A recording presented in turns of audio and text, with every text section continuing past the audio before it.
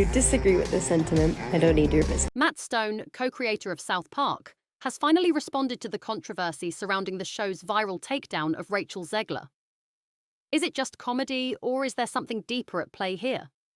If you want to understand the truth behind the lawsuit, the backlash, and how this cartoon turned into a cultural war, subscribe now and get the inside scoop. I've been as a young person. In South Park's The DEI special, Trey Parker and Matt Stone went full throttle with their signature brand of humor, using their sharp satire to target Hollywood's diversity, equity, and inclusion movement. The episode featured a character based heavily on Rachel Zegler, the young actress set to portray Snow White in Disney's live-action remake.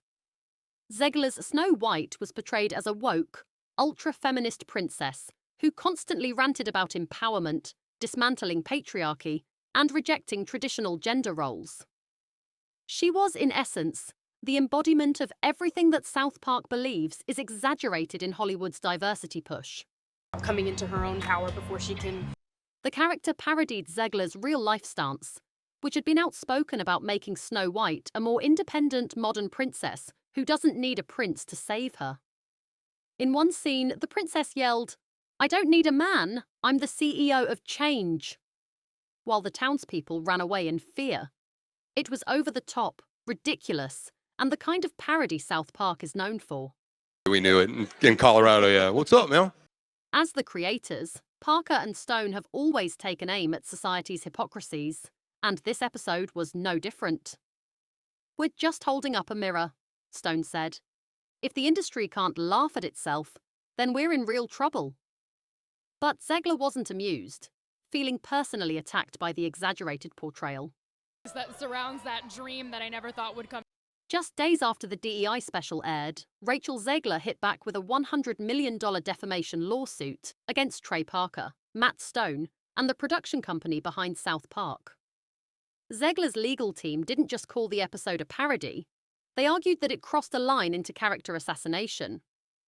According to the lawsuit, the exaggerated portrayal of Zegler's Snow White was not only damaging to her reputation, but also caused emotional distress and tangible financial harm.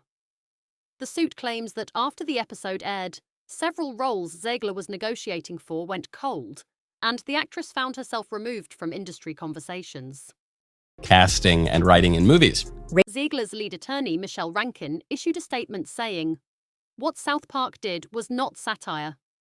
It was a deliberate attempt to tarnish Ms. Zegler's name, feeding into harmful stereotypes while damaging her career and mental well-being."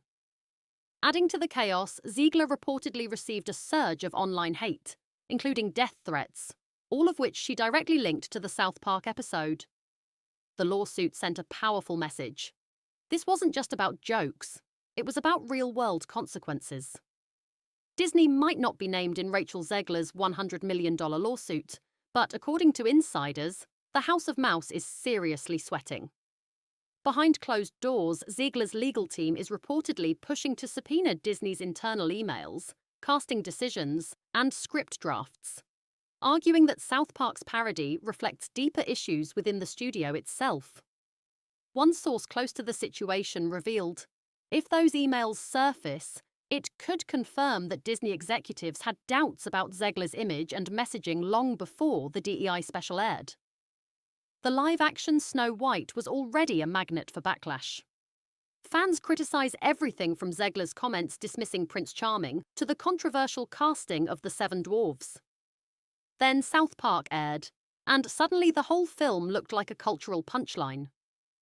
Disney wanted to modernize a fairy tale, one analyst said, but now they're caught in a political crossfire.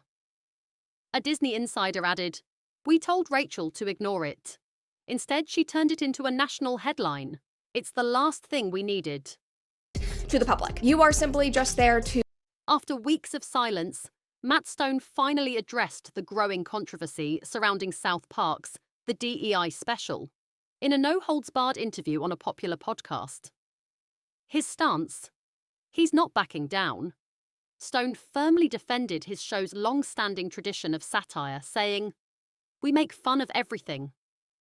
That's been our thing since 1997. If we start worrying about lawsuits every time someone feels offended, we might as well stop making the show. The magic that had depth, that had act. Stone clarified that the character in the episode wasn't meant to be a direct portrayal of Rachel Zegler, but rather a larger commentary on Hollywood's focus on political correctness.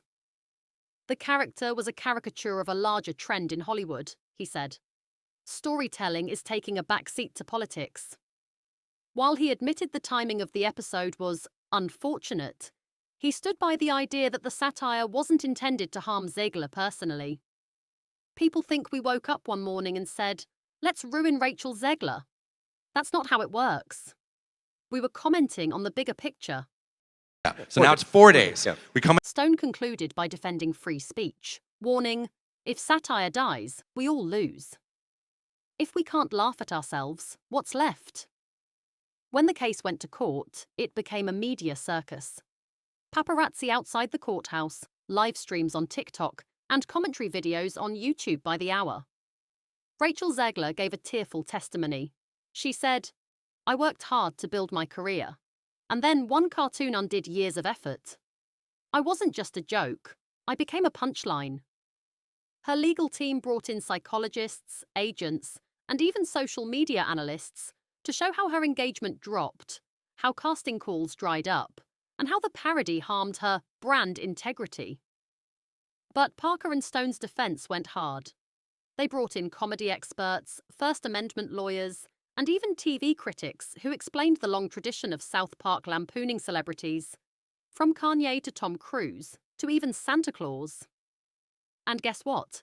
None of those folks sued for $100 million. In his character's mouth. The defense hammered home the idea that the episode was about an idea, not an individual. After 3 days of tense deliberation, the jury returned with their decision. Parker and Stone are not guilty of defamation. The court ruled that the episode, while biting, was protected under the First Amendment. The jury acknowledged that Zegler's feelings were valid, but ultimately sided with freedom of expression. Everyone's blaming George Washington.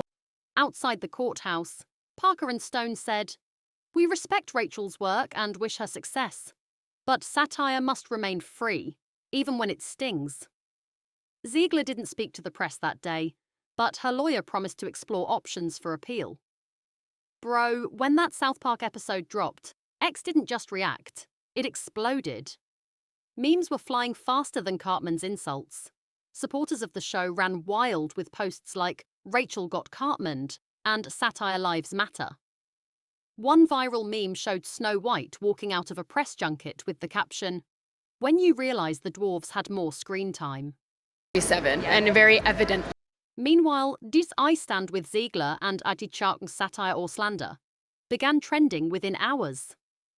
On TikTok, creators filmed reaction videos side by side with the parody, breaking down Zegler's real interviews versus the episode's caricature. A legal influencer with 1.2 million followers said, "South Park exaggerated her image, but the real question is, was it fair game?" Reddit's r/television was deep in debate. One top comment read, "You can't say wild stuff in interviews and then get mad when someone repeats it in a cartoon." Another countered, "They took it way too far. It was mean-spirited, not satire." Longer 1930s. Celebrities also got involved. Sarah Silverman tweeted, "If you can't handle parody, don't be famous." But Yvette Nicole Brown wasn't having it. Satire shouldn't mean punching down on young women finding their voice. The internet, divided and loud. Rachel Zegler is reportedly stepping back from public life, with sources close to her team hinting at a rebrand. The focus? Indie films and streaming projects that highlight strong female arcs and steer away from major studio blockbusters, at least for now. Meanwhile, South Park is doubling down. Just a week after the legal firestorm, a new episode aired mocking courtroom drama, complete with talking lawsuit scrolls and a judge turned into a crying emoji. Yeah, classic South Park energy. HBO Max isn't complaining, though. The controversy drove numbers through the roof. The DEI special hit record-high replays and boosted the platform's viewership stats big time. The war between parody and public image is far from over, but both sides seem to be cashing in. Really see people who, look like me or... This saga is bigger than just a celebrity parody.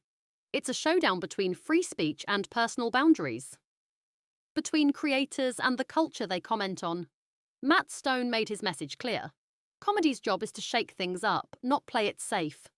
And Rachel Zegler's response highlighted the very real toll public mockery can take on someone's mental health and career. Movie, 1937. It's one of the most beloved. So now we ask you, was South Park right to roast Zegler?